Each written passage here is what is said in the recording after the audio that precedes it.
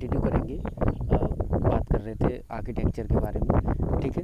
तो अभी तक देखा कि अपन उसका करेक्टरिस्टिक, आर्किटेक्चर का करेक्टरिस्टिक देखे, बहुत सारे करेक्टरिस्टिक थे, जैसे कि शेयरिंग, डिमांड ऑन शेयरिंग था, इंस्टेंटेनियस एब्स्ट्रैक्शन, अपन इस तरीके से, ठीक है, स्केलेबल, फ्लेक्सिबल, इन सभी की बात करी। फिर उसके बाद आर्किटेक्चर के बारे में बात करी अपन ने कि अपन दो तरीके से उसे कैटेगराइज कर सकते हैं। First one was back and and second one was front end, ठीक है। तो इन सभी के बारे में बात किया। उसके बाद ग्रिड कंप्यूटिंग के बारे में बात किया, यूटिलिटी कंप्यूटिंग के बारे में बात किया, सोआ के बारे में एक मैंने 2-3 लाइन बताई आपको, virtualization of computer hardware and software, उसके बारे में बात करी।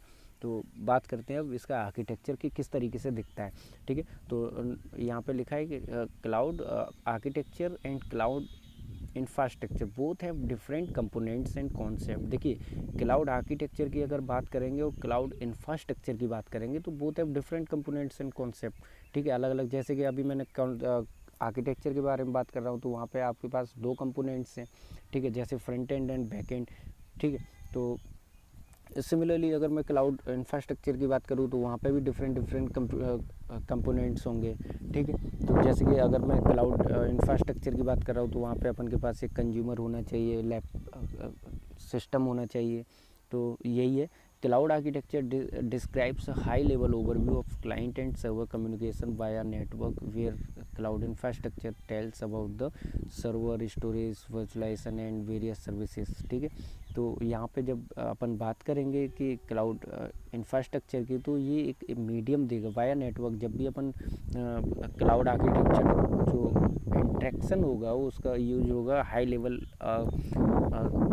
अब प्रोग्रामिंग लैंग्वेज का यूज़ करेंगे अपन क्लाइंट सर्वर के बीच में, और जो कम्युनिकेशन होगा वो होगा नेटवर्क के थ्रू, जहाँ पे क्लाउड इंफ्रास्ट्रक्चर बताएगा कि सर्वर्स, स्टोरेज, वर्चुअलाइजेशन या इनका जो पावर है या इनका सर्विसेज, वेरियस सर्विसेज प्रोवाइड कर रहे हैं उनके बारे में, ठीक है। तो यहाँ पे आप देख पा रहे हैं डायग्राम में कि फ्रंट एंड है अपन के पास, फ्रंट एंड यहाँ पे बहुत सारे सिस्टम हो सकते हैं। बैक एंड की बात करें तो बैक एंड और फ्रंट एंड, देखिए फ्रंट एंड में अपन के पास एक क्या है कि वहाँ पे सिस्टम्स हैं, बैक एंड में सिक्योरिटी कॉन्सेप्ट अपन के पास, मैं बहुत बार बताया हूँ कि सिक्योरिटी एक बहुत बड़ा यहाँ पे कॉन्सेप्ट आता है, या फिर एक तरीके से बोल सकते हैं अपन इसे कि एक चैलेंज भी है ये, या फिर इसका एडवांटेज भी है, डिसएडवांटेज, मतलब हर जगह आपको जहाँ पे भी आप देखेंगे सिक्योरिटी कॉन्सेप्ट हर एक जगह अराइज होगा, ठीक है। तो वहाँ पे दूसरी तरफ पे अगर मैं मान लीजिए कि अगर फ्रंट एंड और बैक एंड है, फ्रंट एंड में जो मुझे दिख रहा है, बैक एंड की उसकी सर्विसेज किस तरीके से अपन के लिए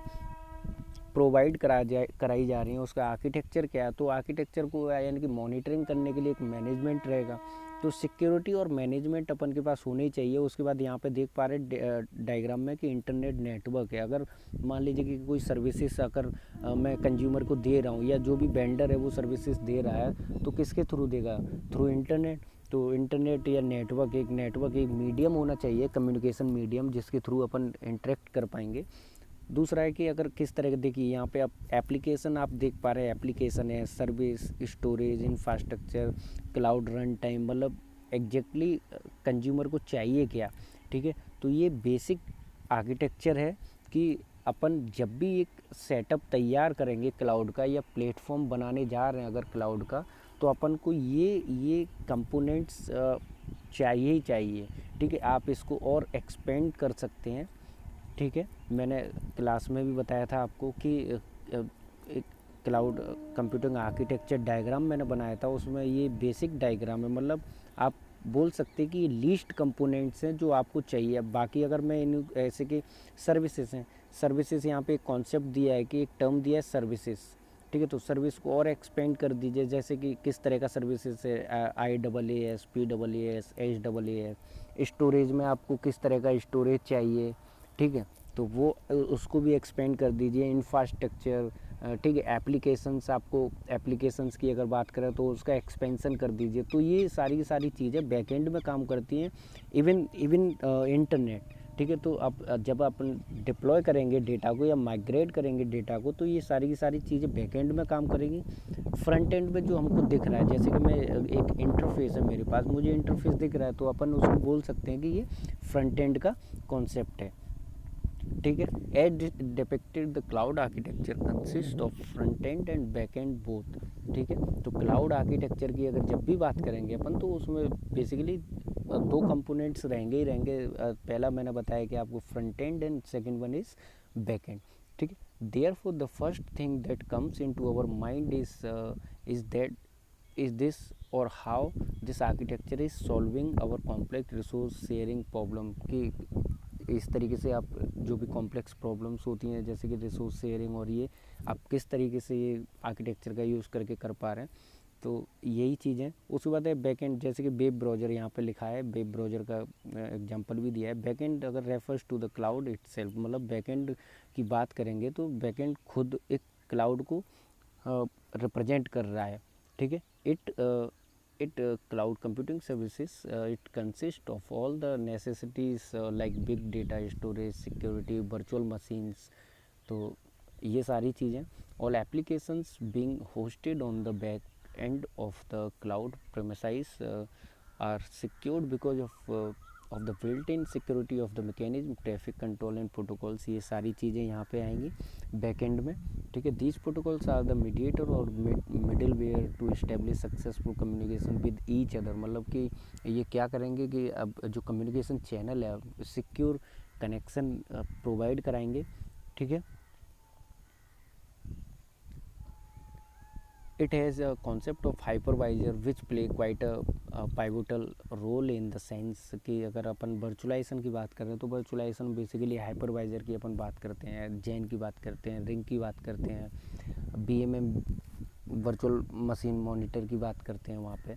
तो it helps in creating a lot many microwaves without providing the entire load on the operating system rather than that hypervisor will have by creating lightweight microwaves on top of it like uh, containerization techniques, docker।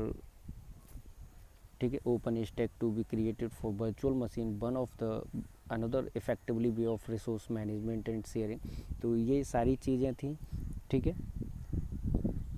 उसके बाद बात करेंगे इसके कि अपन को किस तरीके से अपन यूज़ कर रहे हैं इनको। ठीक है, जैसे यहाँ पे लिखा है कि they are some constraint which every cloud infrastructure should experience like.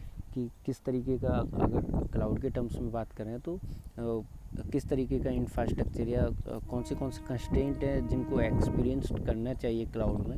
जैसे कि ट्रांसपेरेंसी है, ट्रांसपेरेंसी मतलब कि can be obtained using resource sharing, example virtualization. जैसे कि वर्चुअलाइजेशन है सब एक ट्रांसपेरेंट होता है, अपन को दिखता है कि अपन यूज़ कर रहे हैं क्लाउड की सर्विसेज को किस तरीके से। ठीक है, तो ये एक ट्रांसपेरेंट होना चाहिए। उसके बाद है स्केलेबिलिटी। स्केलेबिलिटी मतलब कि basically deals with the provisioning and D provisioning on an every day basis. मतलब कि स्केलेबिलिटी की अगर डेली बेसिस पे अगर बात करें अपन तो प्रोविजनिंग एंड डी प्रोविजनिंग मतलब कि आप मान लीजिए कि आज ज़रूरत पड़ गया तो आपने अकॉर्डिंग बढ़ा लिया, आपने जो भी सर्विसेज हैं आपने और एक्सपेंड कर दिया। उसके बाद अगर आपको नेक्स्ट डे सपोज़ कि आपको ज़रूरत नहीं है तो आप उसको कम कर दीजिए। मतलब अपने अकॉर्डिंगली आप सर्विसेज ले सकते हैं। ठीक है, बढ़ा सकते हैं, घटा सकते हैं या ख़त्म कर सकते हैं। Security, the data centre should be secured as built in security is already being there. मतलब कि जो डेटा सेंटर्स होते हैं अपन के पास, जैसे कि जब मैं क्लाउड कंप्यूटिंग आर्किटेक्चर की बात करूँ तो अपन के पास सबसे पहले क्या करना पड़ेगा, डेटा सेंटर्स ये जो भी बैकएंड में, वो भी बैकएंड में रहेगा जहाँ पे डेटा वगैरह स्टोर करा जाएगा।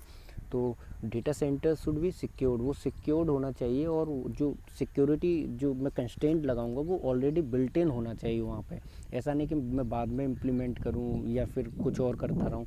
ठीक है, तो मैं बाद का इंतज़ार नहीं करूँगा कि जब मेरे पास थ्रेट आए मैं उसको तब सिक्योरिटी को इम्प्लीमेंट करूँ या इस तरीके करूँ। तो वो जो भी मैं कर रहा हूँ तो वो ऑलरेडी बिल्ट इन होना चाहिए।